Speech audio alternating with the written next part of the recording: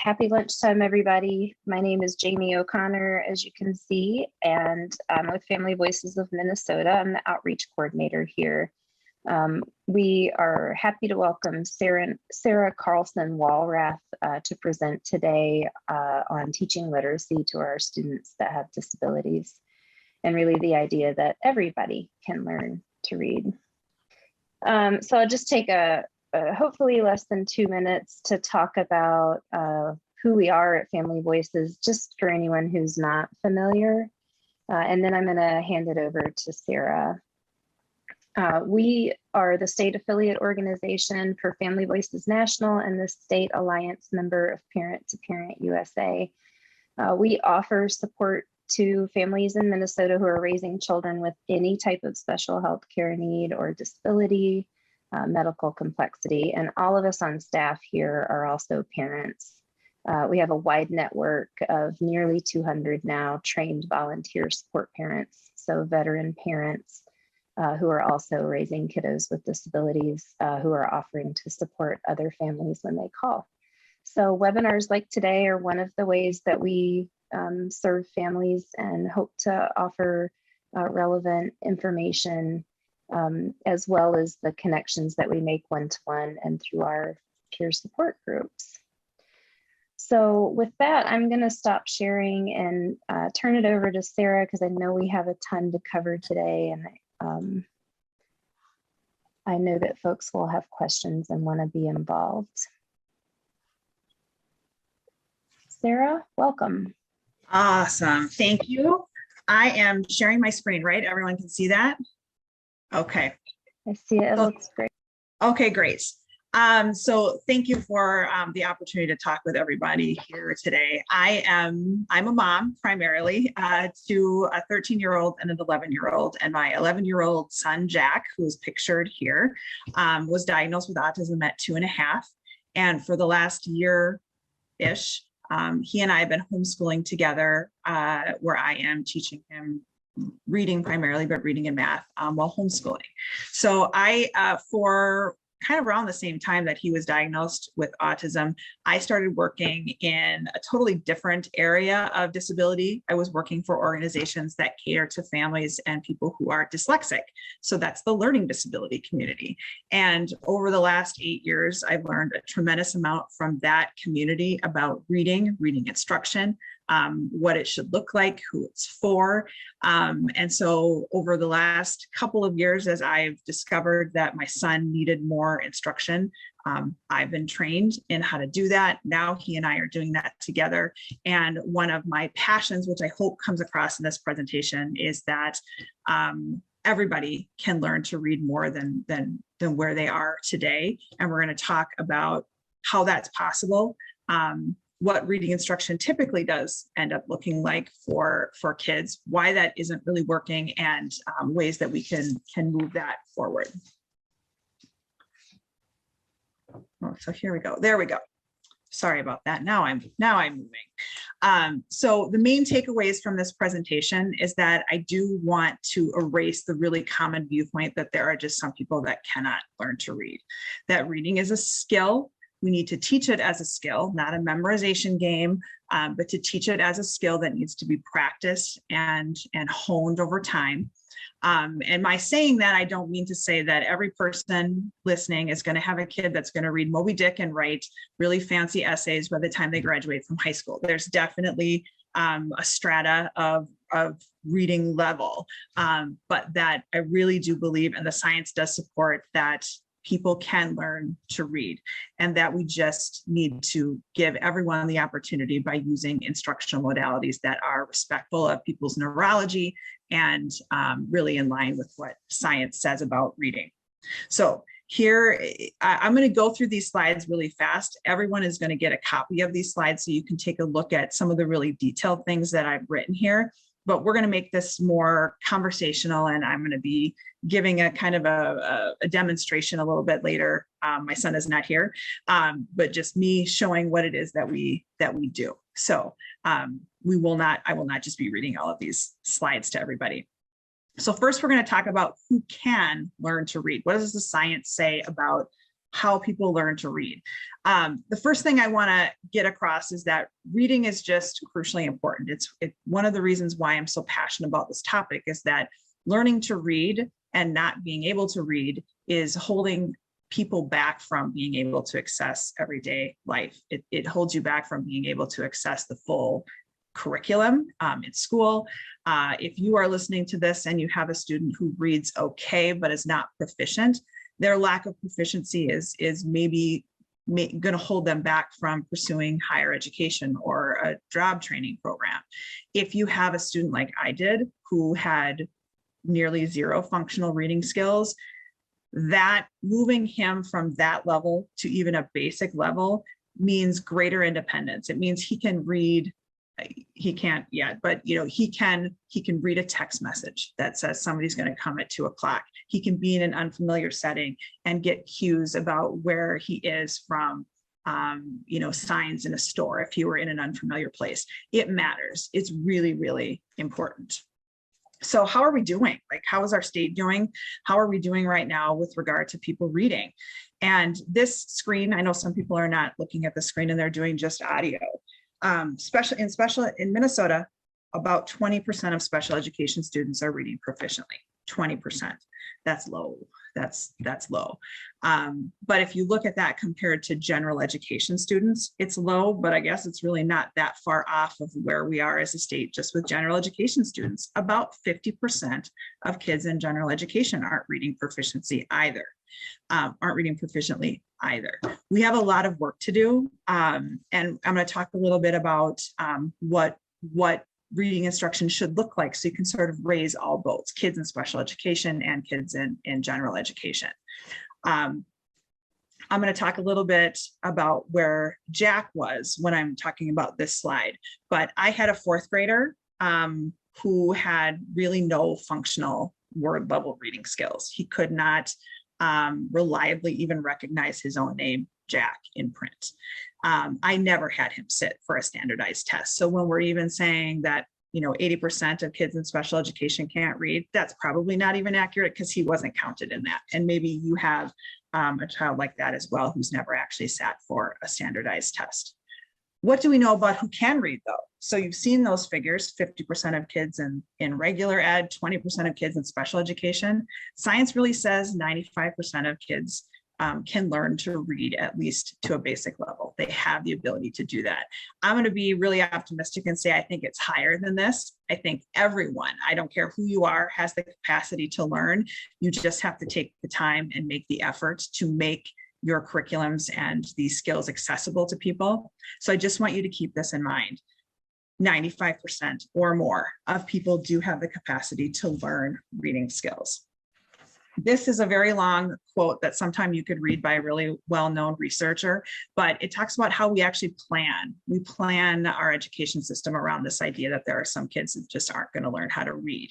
And I really want us to move away from that and instead change the narrative to this idea that all kids can learn. How are we going to create a system where all kids are learning? So let's talk a little bit about the science of reading. What's the science behind reading? What skills do you need to have to be a good reader? The science of reading is a little bit of a new term, but it's very popular now. And you maybe hear it at the legislature, or you've seen it on Facebook, or people are talking about it, which is great.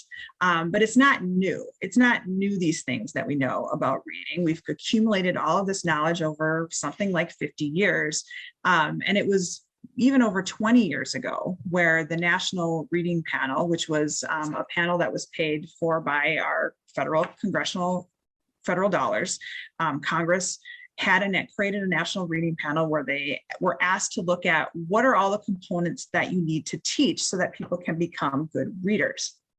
And here they are, going from phonemic awareness all the way to comprehension. What you really need to get from all of that is that reading is complicated, right? We all kind of, I think, at a basic level understand that reading is complicated. We're taking an awareness of the sounds that are coming out of my mouth. Those are ordered in a word. That word has meaning. And when we put them all together in a sentence, you have sounds written down with scribbles on a piece of paper that create words that you've attached meaning to, that give you a whole picture of a story of what it is that I just said. It's a very complicated process, and it just needs explicit instruction all the way through. Really looked at more simply than that is that you need two things to happen at the same time automatically. You need to recognize words quickly and easily. You need to have those match your oral vocabulary quickly and easily so that you can comprehend things. If you're going to get hung up on decoding words and reading words, or your vocabulary is low and you can't match it to something that you already know, you're not going to have comprehension and you're not actually reading. So we need to get kids to a place where these things become automatic through practice, and then we're going to have kids who are actually comprehending the things that they're reading. How do you do it? You do it with explicit instruction, and we'll talk about what that looks like over time with lots of practice. For a typical kid can look at a word 1-2 times and have that become something that's automatic to them. Kids with disabilities need much more exposure. How much? That's kind of hard to say, and that's very individual, but you just need to know that these skills come over time with lots and lots of practice, but they will come. This is a great, if you're not looking at this slide, I would suggest that you look at it later, because it's a really great illustration, I think, of going back to that example that I gave of 50% of kids in general ed are not reading. This is why. Science would say there's about 40% of kids that really are going to read no matter what it is you do. You kind of give them some books, they just figure it out. It's amazing. There are kids who have brains like that. But most kids, more than half of kids, do actually need you to explain the English language to them in order for them to become good readers. I would say virtually all disabled kids are going to fall into that category of needing really, really explicit instruction to make sense of English. You've maybe also heard, teachers are really well-intentioned. People say they're just going to catch up. It's just give them more time. It's just going to all piece together. And the science just does not support that. Kids do not, quote unquote, catch up. They need explicit instruction. Let's talk about what I mean when I say explicit instruction. So I hope that I'm going to use this example, but if anyone ever watched Schitt's Creek, it's a really great series on TV. And there's a link to this video that I hope you watch because it's hysterical. But it reminds me of literacy, because I've become this literacy nerd over the last 8 years.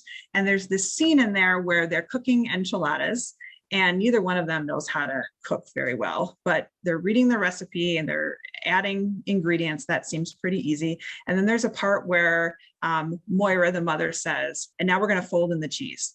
And David says, what? I don't know what that means. What? Fold in the cheese? What does that mean? And they have this bantering back and forth, but she doesn't know how to explain it, and he doesn't know what she's saying. And I hear reading instruction that reminds me so much of how reading instruction is typically introduced to kids. We say things like, write this word, remember this word, sound this out. And for many, many kids, they need you to bring that way, way down to a much more accessible level in order for them to understand what it is that you're saying.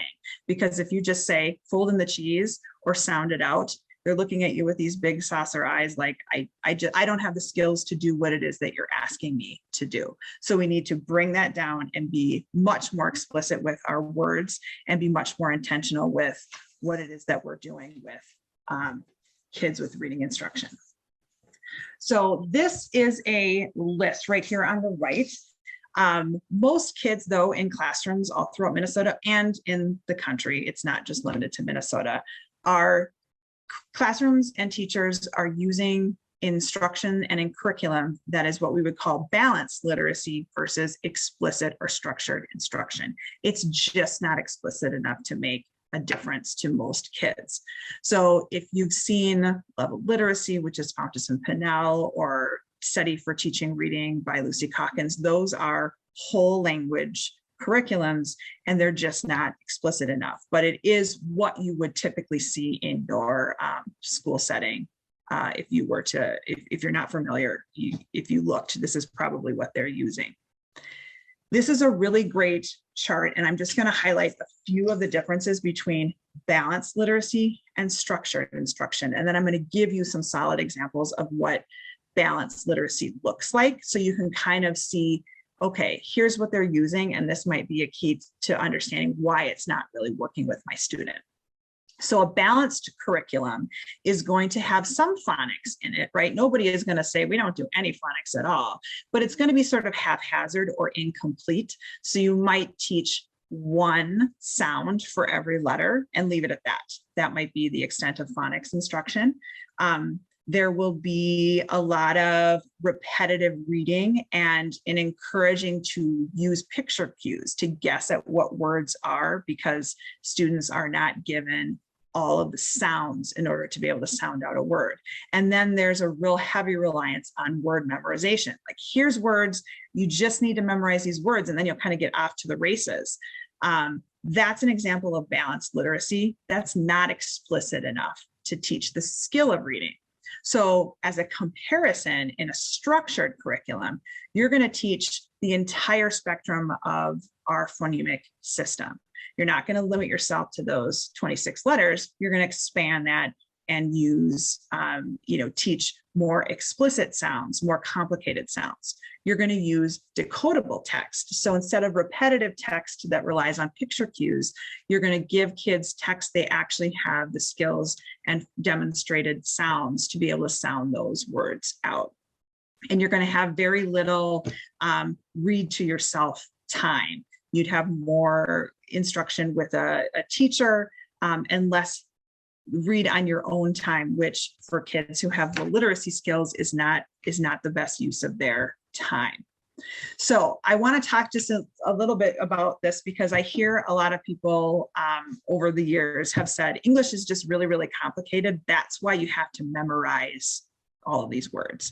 And that's actually not true. That English is complicated for sure. But only about 4% of English is something that would just defy your expectation. It would be a word that defies the rules of our system, but it is complicated. English, if you think about this, has 26 letters. We know that.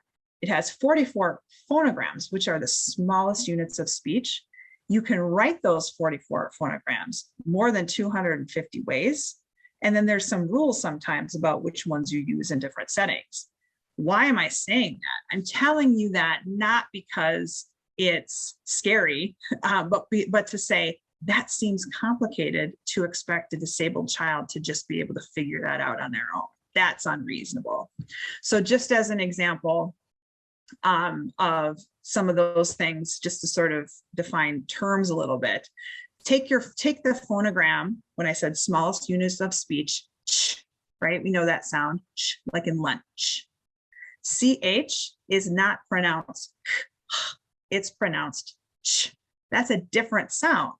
So if you had given a student an incomplete idea of the sounds of English, they're going to be sounding out a word like lunch with k, and it's not going to match a word that they know. It's their exposure to reading and phonics was incomplete.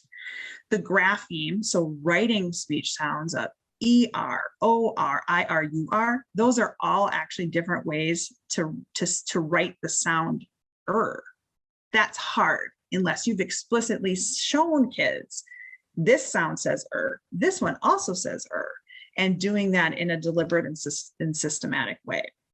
So again, this is not to say, whoa, English is really hard, kids can't learn that. This is to say, you really do need to explain it, because this is just not something that they're going to figure out on their own. Okay, so here I want to give an example of two examples of things that you've maybe seen worksheets come home, but these would be examples of balanced literacy curriculums, or curriculums that are just not going to get your kid to the finish line. If they're struggling with these curriculums, this is going to give you a kind of an explanation as to why. So this is an example. I found this on the internet of almost exactly the type of worksheet that my son was getting in second grade. So this was a second grade lesson. This is a level 1. I won't even name the, doesn't matter what the curriculum is, but this is a level 1, basically like start at this level and then move your way up. If you look at this, you can see that this is set up for kids to use picture cues to read. And then I want to just point you to the list that I've made on the left, where I've taken a look at those words and I've written out which phonograms I see. I see oi, I see ee, which is a long e sound. I see sh. I see a couple rules in there, doubling rules like LL in yellow. I see a multisyllabic word, which is hard. These are words that my son absolutely could not have sounded out. He did not possess the skills necessary to sound out these words. So instead, this is being presented as an exercise in memorization. And I'll just be honest with you that I saw pretty much the same word level list come home for almost an entire calendar year in 2nd grade. He did not grasp these concepts. He did not learn these words. And it was probably the worst behavioral year we ever saw at school. This was not teaching him how to read. So this is one example. This is another example. And this is also cueing, but I think this, if you see on the right-hand side, I remember a teacher, this was a 4th grade teacher. And again, I was letting you know, my son had almost 0 functional skills, reading skills at the beginning of 4th grade, but she asked him to read this list of colors. She didn't tell him they were colors. She said, can you really read this list of words? And he looked at me, this was over Zoom, looked at me like, oh, I can't do that. And she said, no, look, Jack, you see that says red, that's written in red ink. And then bing, bang, he got it, right? Like, I'm gonna read these colors. And he went through red, blue, green, yellow, black, and he went all the way down. And if you see that arrow on the side where I'm pointing at the word and, when he was reading that list, I looked at that and I said to myself, he's gonna say black there. That word is and, but he's going to say black. And he did. He went all the way through. He said pink, black, brown. That should give you an indication that when you're using picture cues or you're using a tool that is not really reading instruction, kids are going to make mistakes like that. He learned nothing from that lesson, right? I think that's fair to say. But it just removed him so far from this idea that these letters on the page go to sounds that I know, form words that I know in my vocabulary. That whole process of trying to help him make sense of this code was missing from this lesson. So these are 2 examples of poor reading instruction. So why is that poor reading instruction though? The biggest reason why that's poor reading instruction is that it completely removes from the process this thing that we know about learning how to read, which is called orthographic mapping. And this is as sciencey as I'm going to get in this presentation, but I think this particular point is really crucially important for you to understand how it is that I'm sure all of us are fluent readers on this call, however we are reading. We are fluent readers because we have orthographically mapped the words into our sight vocabulary. What is that? That's the core. This is the core reason why we're fluent readers. It's how we make a word a sight word. When you memorized all the state capitals when you were in 3rd grade, you memorized those as facts, and those go in a certain part of your brain. But when you look at a word, you sound out its parts. You match that. You sounded out the word brick. You sound out that word. You're like, oh, brick, I know that word, brick. You've attached it to a word in your vocabulary. You've orthographically mapped that into a place that's now easily and automatically accessible the next time you see that word in print. If I know, we all know tens of thousands of words in our vocabularies. They are not sitting in the same place where we memorize those state capitals. They're in completely different parts of your brain. One is harder to access. The other one is rapidly able to be accessed while you're reading. When we make kids memorize words and we skip this process of decoding a word and matching it to our vocabulary and practicing how to read that and look at it and spell it, when we skip all of that, we sort of cheat them out of the ability to have a word be automatically recalled to them. That's what's missing in those memorization-based curriculums. So the other part of that that's really important to remember is that this process is strengthened through reading. Most of the words you learned because you read them. You were reading a paragraph, you were reading a new story. And every time you come across, say there's a word in your oral vocabulary, but you've never seen it in print before, this process that kids go through when they heard a science word in science, and then they're reading a science textbook, and when they're matching that, they're just teaching themselves new words all the time. And they're doing that through reading. But that's orthographic mapping, and that's what we need kids to be able to do in order to have those, when we went back to how does reading work?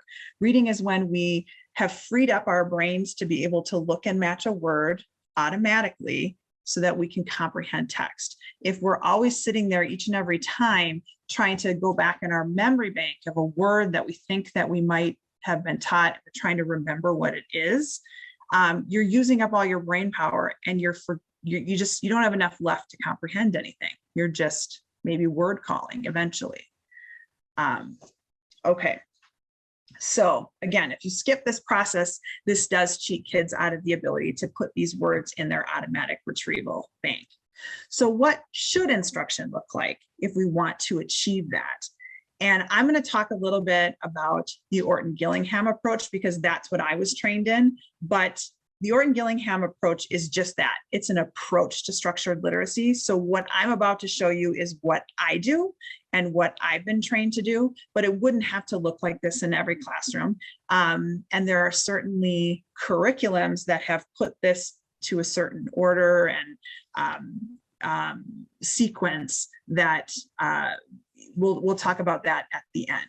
But I want to just talk high level about what the elements of a good reading instruction are going to look like based on what the science says.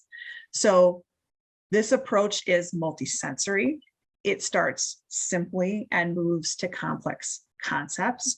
And it really, really is individualized to what that student needs to know to move forward. What do they know? What do they lack? How can we fill in those gaps? And those things are going to be different for every student. It also, on this, I'm mentioning that this approach uses all of your senses, the visual, your eyes, your auditory, your touching, your tactile senses. It tries to use all of those.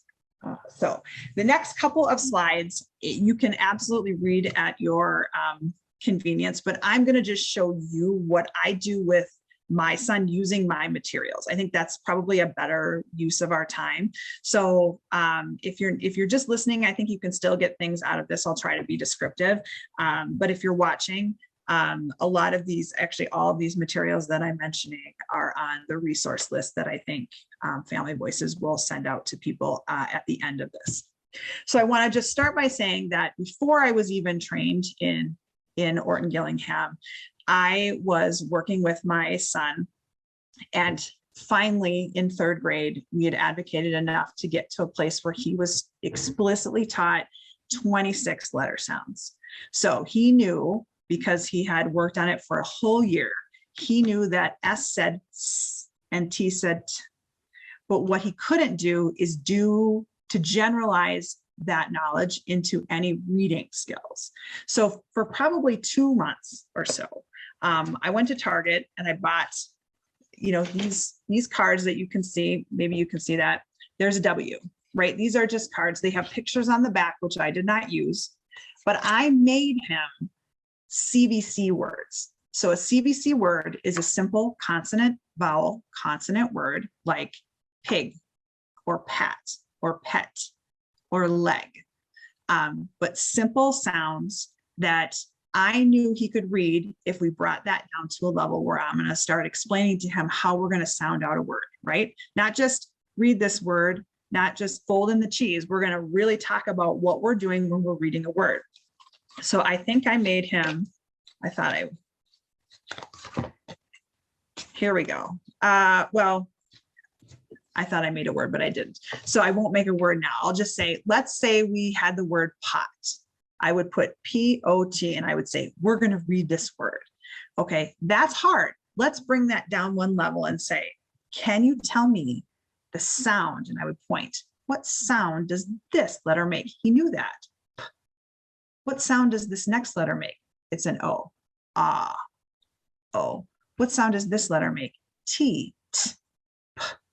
Ah. T. Okay, great. We've sounded it out. What do we do next? We're going to blend those two sounds together. Let's say those first two sounds together. P, ah, pa, pa. And then I'm going to add that one at the end. We're doing this together. T, pot, pot. Simple words. We've sounded that out together. That process was difficult for him. He'd never done that before. He'd never really thought about taking those sounds and putting them to words. But we did that probably for maybe 15 minutes a day for a couple of months. Different CVC words every day. I would make a different set of words. We would read a different set of words. That's where we started. And once he could do that, I was comfortable moving on to some of the other activities that I'm going to show you now. So I have no way of knowing where anybody else's student is with regard to their reading level, but I'm going to kind of show you the elements of an Orton-Gillingham lesson. And the beauty of this, of course, is that you can make this completely individualized to your own student. It can be harder, it can be easier, it can be more simple, it can be more complex. But these are the general elements. So firstly, we do everything explicitly. So we're going to start with handwriting. And I'm going to say, you know what, today, I think we're going to work on the letter J. J isn't his name. We're going to work on J. We seem to sometimes have trouble with J. So I'm going to get my dotted paper with the line where I'm going to take a pen and I'm going to explain to him what I'm doing. I'm going to draw a J. I'm going to start at the dotted line in the middle. I'm going to bring it down and I'm going to dot the I. J, J. Now you do it. Then he's going to do the same thing. And I'm going to watch him. And I'm going to make sure that if he does it, great, I praise it. If it's a totally different letter, we're going to correct that immediately, but we're going to do it with, you know, a positive smile on our face. And we're just going to adjust. And then we're going to do that a little bit. Some kids have difficulty with fine motor. My son does. But the writing is an important piece, even though it's difficult and even though it's still largely illegible, we're still going to do that.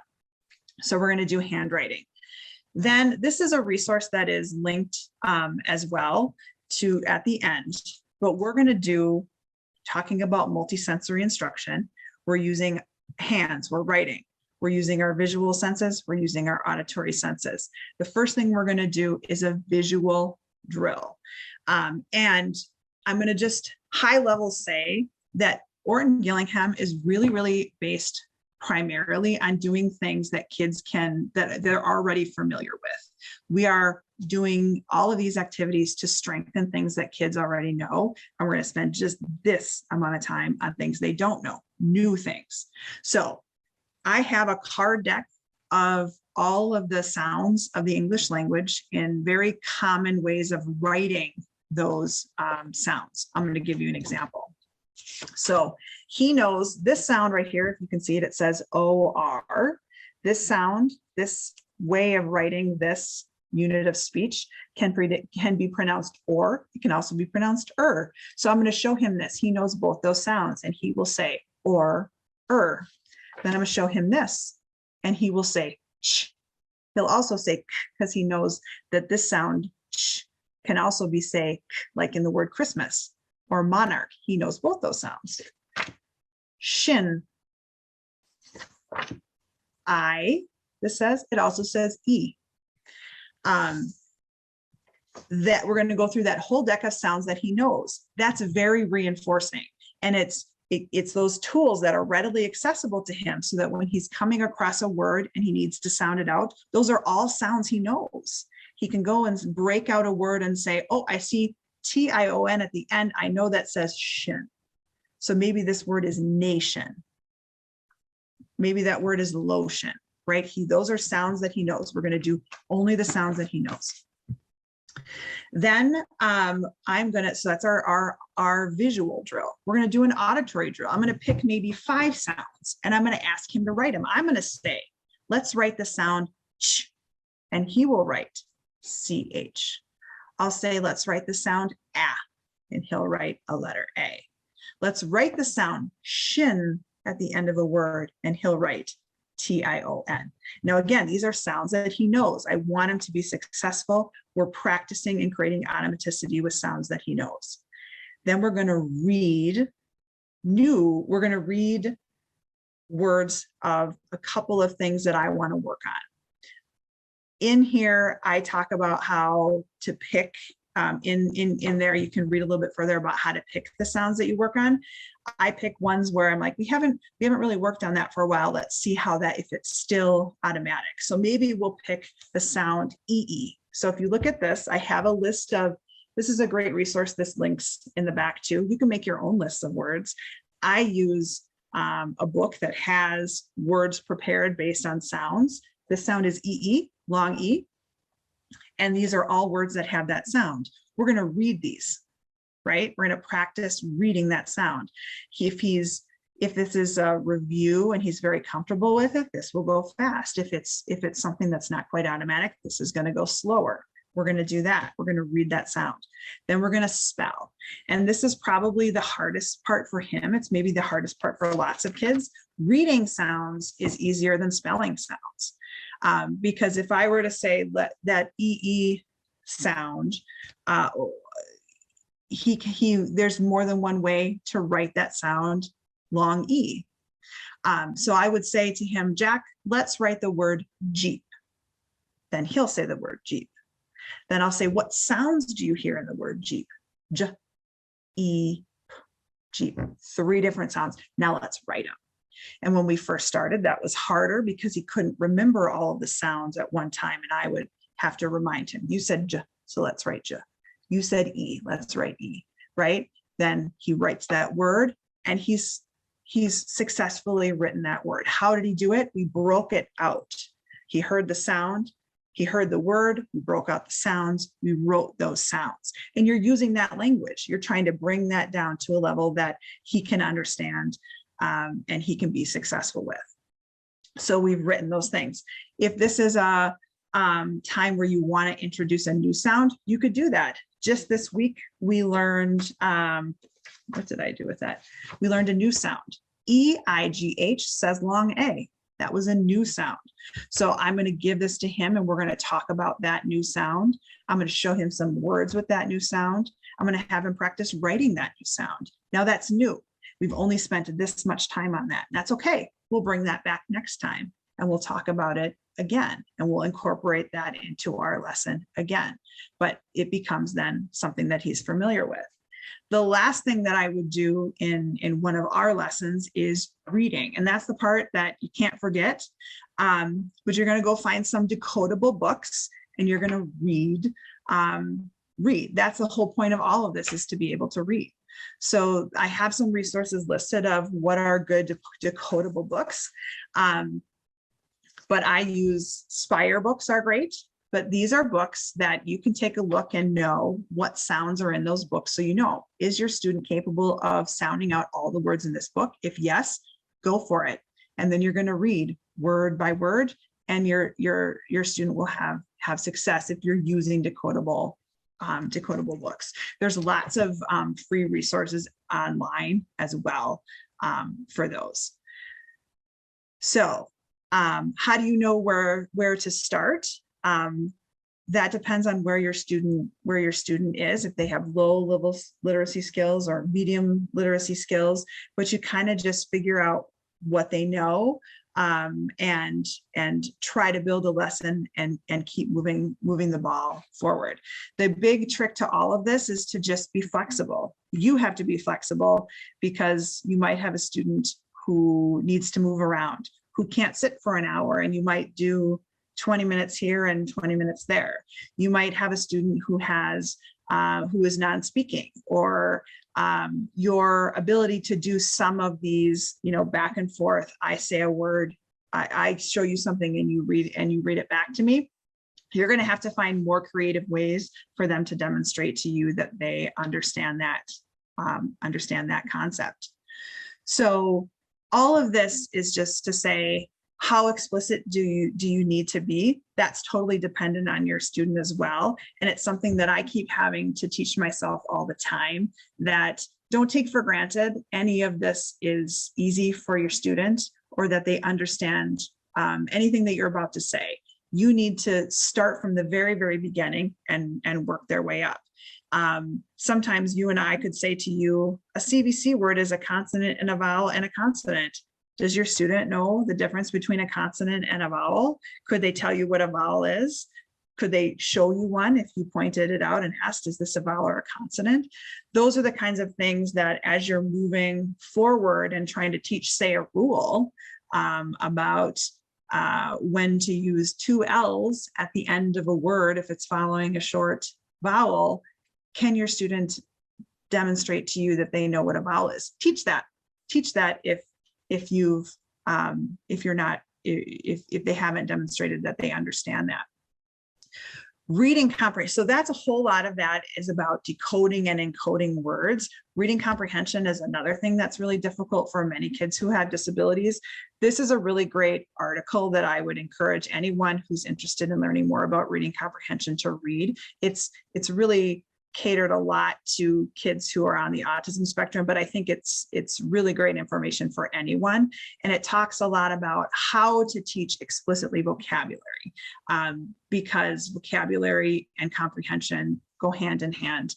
And a lot of kids who have really limited exposure to grade level text or grade level peer conversation are probably going to have a pretty low level vocabulary. And we just need to bolster that, because as they learn to read words, we got to make sure that they also have words that they understand meaning of, so they can keep moving forward with reading more and more complicated texts. So this is just a reminder, the facts can be taught quickly, but skills need lots and lots of practice. So that's reading instruction. In this last section, we're going to talk a little bit about how to try to get some of these things into your student's plan if what you're really looking for is to partner with the school to do better reading instruction for your student. Here we go. Right now, I would say the very, very first thing that I would do is to encourage you to do a little bit of research with your own student's education plan. Take a look at what the goals are, what their testing has shown about what their levels are, to the extent that the school has tested things like their phonemic awareness skills or their ability to read CVC words. Take a look at their plan and really look at those goals and think to yourself, are these in line with what I now know needs to be there for my student to be a good reader? Are these goals that have been recycled for a couple of years? Are we making progress toward these goals? What strategies does it look like the school is using? What kind of data are they collecting over time? How much time is my student spending doing things like silent reading versus, one-to-one or group instruction? If you don't know the answer to those, or you can't find the answer to those in your materials, then that's the time that you want to start a dialogue and start asking, what curriculums are you using? Can you show me an example of maybe a reading passage that you're using to teach my students to read? And kind of take a look at that and see, is this in line with good reading instruction? Or maybe we could have a little more conversation with the school about other things that you'd like to see or other skills that you would like to see developed. A really great resource that some districts have, although not all do, is Reading Core. And Reading Core does use structured instructional methods with kids usually in Tier 2. So if you do have a school that has Reading Core in it, that's a really good resource to try to encourage your teacher to use some of the materials and methodologies that they're using with Reading Core students. Some other things to think about is reading isn't only just limited to your language arts curriculum, but you find it kind of smattered throughout the day when I say I do an Orton Gillingham lesson, we're doing reading all together, all of these things in 1 hour. But a typical student is going to find that maybe they do spelling at 2 o'clock in the afternoon, but they've done silent reading at 9 o'clock in the morning, and they do group read along time right after lunch at 12:15. So kind of look at their day and find other places where you might want to start asking a few questions about how your child is able to access the curriculum or gain reading skills in these other areas of their school day. Spelling lists would be one.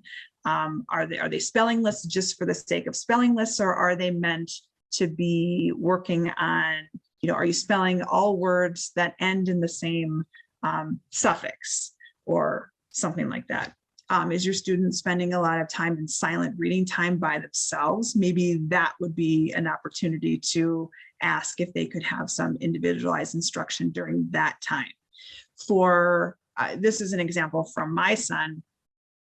He was participating in the group read along time with the mainstream class, but they were reading books that were very high level. I mean, they were 4th grade books. He did not have a 4th grade level vocabulary. It would have been helpful, I think, to pre-teach some of the storyline to him so that when he was sitting there and listening to the story, he had some anchor for what it is that was being read and discussed. And that goes also, that concept of pre-teaching is discussed a lot in that Reading Rockets article that I mentioned about reading comprehension, about pre-teaching vocabulary and concepts before a student encounters that in the classroom to sort of help them scaffold understanding rather than just being completely bombarded with new things all at one time in that general education setting. I'm going to buzz by this and just say this is something that the Dyslexia Training Institute is suggested IEP language if you're looking for some help of how to write what it is that you're looking for when you want structured literacy in an IEP. This gives you some guidance on what you might want to ask for. So that's maybe how to start this conversation and working with a school. I'm sitting here talking to you as a homeschooler, and I'm sitting to you talking as a homeschooler because I didn't have great success trying to get these things for my son in our school district. And so we've decided to do that on the side. That's not the right choice for everybody. And it's certainly, it's an option. Absolutely. Homeschooling is a great option, but it doesn't have to be the only option to get your child exposure to structured and good reading instruction. You can get trained in Orton Gillingham like I have. There are also, it's a large time commitment and money to do that, but there are lots and lots of free options out there if this is very new to you to go and just learn a little bit more about the science of reading, a little bit more about all of this that I've talked about, and to just have a better idea of how you might work with your student if that's something that you wanted to do. There are lots of tutors out there that are trained in Orton Gillingham that people can utilize. That also costs money to use someone else to be a tutor for you, but that's an option. And I have found more and more been really encouraged if any of you are utilizing private speech pathologists, that speech pathologists are really sort of getting on board with this idea of structured instruction, and they can maybe help some of these, even in vocabulary development, but to format some of your private speech goals to be more in line with what people and people need to be good readers. So I'm going to end with this slide, and then I would love if anyone has any questions. I know this went really fast, so it's a lot of information, but what I want to end with is this: all our kids work really hard at school, and we cannot say that enough, that our kids go to school every day and they work really, really hard. We want it to be the right kind of hard, though. if I go back to my son's second grade year where he saw the same words for nearly an entire year and he didn't learn anything and he knew he didn't learn anything, he was working hard each and every day with no outcome. Let's not do that. Let's let our kids work hard towards something that's going to make them better readers, have them learn skills that they can take with them as they move forward through their education. So they're always going to work hard. We know they're always going to work hard, but let's make it the right kind of hard. And I love this quote because I just think about our kids when I hear that.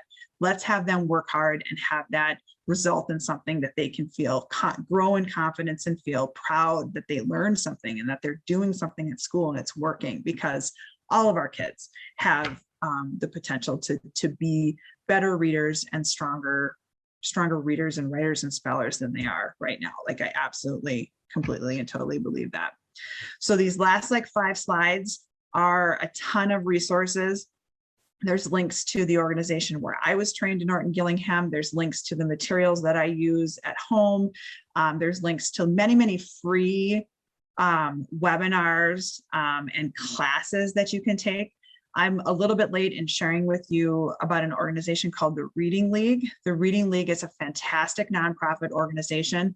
They had a class, and I think they'll do it again because it's full. So I'm late in telling you about this, but they had a class that they made for parents that took pretty much everything that I said today, but did that over 6 hours.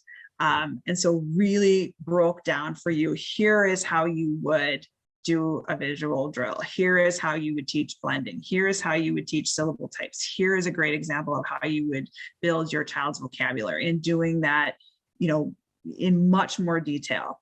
They're a great resource, great webinars on their website. And if you ever see that they open that class up again, I think it was definitely on a sliding fee scale to attend that. I would have taken that. I've been trained and I would have found that a valuable experience to do again. So that was a lot. So I know that I think there are questions in the chat, but I will throw it back to Jamie, and we'll just see how we want to spend the last 10-ish minutes. First of all, a ton of gratitude, Sarah. It really is, you know, other parents who can pull information together like this, and it's no small feat, and we just really appreciate you doing it and sharing it with us. Yeah, absolutely. I learned a lot, and I have a lot of curiosity to follow some of these resources. Good. We did have one question in the chat that was occurring when you were demonstrating some of the first things that you were doing with Jack. And she wanted to know, you know, how many of the, well, I'll just read it, sorry. When you were first introducing word sounds, how many do you start with? No, that's a great question. I think I'm very, very grateful that after lots of, I'm not going to say fighting, intense conversations with school, they did use a great curriculum with him where they taught him 26 letter sounds. So he came, you know, to homeschool with me with 26 letter sounds. If your student didn't have any, so I'm going to answer this a couple of different ways. If your student has very few, maybe they know a couple, maybe they know the ones in their own name, start with simple, those 26 letter sounds are the easiest ones, or the ones that you should start with. Start with the letters in your student's name, right? If I were going to start with Jack, I would have started with short A. That's the sound in his name. J. Does he know that J says J? The CK is a more complicated ending, but start with just the simple sounds of the English language. And I'm going to be totally honest with you that I don't think I was taught to read in a structured way. And I know that I wasn't taught that way because I don't know the rules to teach him. I don't know why at the end of his name it says J-A-C-K. Why does it say C-K instead of K? I know that now, but I could not have told him why that was. So start with the simple sounds and get a handle on those. And the reason why I do recommend buying these cards, which are, I don't know, I think they're maybe $30 or something, is because on the back, it tells you what the sounds are and gives you examples. Because in all honesty, if you would have just showed this to me, IE, what is that? I don't know. I could have guessed that it was I, but it's actually I and it's E. And it gives you a couple of examples of that. So if you're very, very new to this, investing in some of these things like this is something that you can kind of teach yourself as you're working with your student. But just the simple sounds so that you could sound out simple CVC words is the easiest way to start and have some real success and have your student feel like, oh, I just read the word pig. So that you could read a book like The Pig and the Ant and be able to sound out those simple words. Just start simple and move on from there. But in terms of, there's a link at the end of this presentation where there's many homeschoolers or people that are working with their own student use the Barton system. And the Barton system is an Orton-Gillingham based curriculum. So I was trained in Orton-Gillingham to sort of really figure out what my own student needs and pick the next sound that we're going to work on. I'll be honest, I let him pick because that was of interest to him. So a lot of he drove what we did next. But the Barton system is a curriculum where that takes that decision making out and you just do their curriculum. And there's a link to that at the end of this presentation, if anyone is interested in just sort of following that sequence. Thank you, Sarah. I have another comment and question, but as I see people dropping off, I just want to remind everyone that we will follow up by email using the email address that you registered with a recording of this webinar, all of the resource lists that Sarah is mentioning, and a PDF of the slides. And we'll also include a survey where we hope that you'll take just a couple of minutes to share your feedback and what you learned today.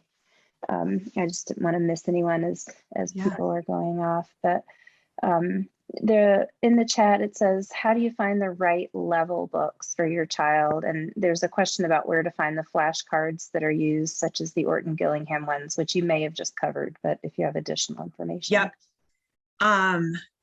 So the flashcards are I think it's called the card deck, and you'll see that in the resource list at the end. So you can link to that and purchase those. Those probably, if I had nothing else, that's the minimum that I would want, because it does have those things on the back. You can certainly make them yourself, but I do that because I like the definitions on the back for me. How do you know what level your student is? I went through and you know, I knew that he knew 26 letter sounds, but if you didn't even know that, I would maybe see if the school has some data, because there are some school-based tests that they could have given your student, and then you would have some idea, but you can do it too. So you can, you know, do your own visual drill and just take some notes and see, you know, if you showed your student the letter P, do they know the sound of P? Could they demonstrate to you that they know that sound? So some of that is just do it yourself and see what it is that they know. Because if they can't demonstrate it to you, then you got to assume they don't know it, even though, you know, you might think that they know their letter sounds, or even school might have said, you know, we've taught them, so they probably know them. Can they demonstrate those to you? And I did that sort of like I set up a real little mini test with him when we first started. Like, what does he know? Does he know 26 letter sounds? And he did. But to, you know, just sort of do your own, you know, mini screen and see what it is that they know, because that's how you're going to know what kind of books. Because using any of these series books that you can buy, a lot of them are really nice and will tell you what sounds are in the book, so you don't have to read the whole book in advance, but you can glance at it and say, oh, they don't know that CK at the end of the word says, so I'm going to not do this book until I've taught that, and then we'll read that book. So you can look and see if it's, you know, above or below where they are, and if there's skills that you need to teach first before you could introduce them to that book. decodable books are great that way. Thank you, Sarah. Yeah. So we are at our time, and I welcome anyone to respond to the email that you'll receive if you have an additional question that you'd like Sarah to address. But with that, I will just say a great big thank you to everybody who's attending, and Sarah again for presenting and sharing your expertise and enthusiasm with all of us. That was a gift. Thank you everyone. Thank you for the opportunity, and I hope you know, everyone is feeling in a place where there's definitely hope that your child can move forward with reading.